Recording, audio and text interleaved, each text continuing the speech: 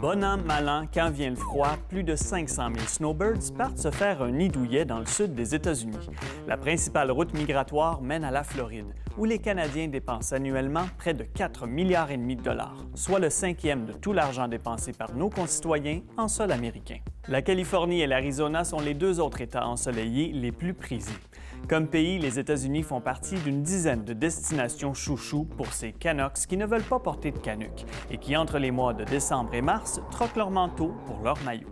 Le Mexique attire toujours les vacanciers canadiens, qui y dépensent presque autant qu'au pays de l'oncle Sam pendant la saison froide. Mais il ne faut pas oublier ces autres jardins d'hiver où on aime retourner dépenser, comme la République dominicaine, la Jamaïque, le Costa Rica, l'Australie, la Thaïlande et les Philippines, sans oublier la France et le Royaume-Uni, pour ceux qui veulent éviter les coups de soleil, j'imagine. En 2012, à peine 20 des Canadiens avaient l'intention de passer leurs vacances d'hiver à l'intérieur de nos frontières.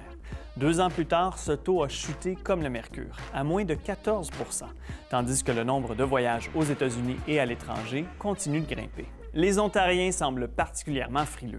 Ce sont eux qui sont les plus susceptibles de voyager à l'extérieur du pays cet hiver. En revanche, les Québécois et les résidents des provinces atlantiques sont les plus susceptibles de rester au pays et de profiter de leur congé d'hiver pour aller jouer dans les bancs de neige. Bref, même si notre pays, c'est l'hiver, on est de plus en plus nombreux à vouloir s'évader quand la neige se met à neiger et que nos vitres et nos trottoirs deviennent des jardins de givre.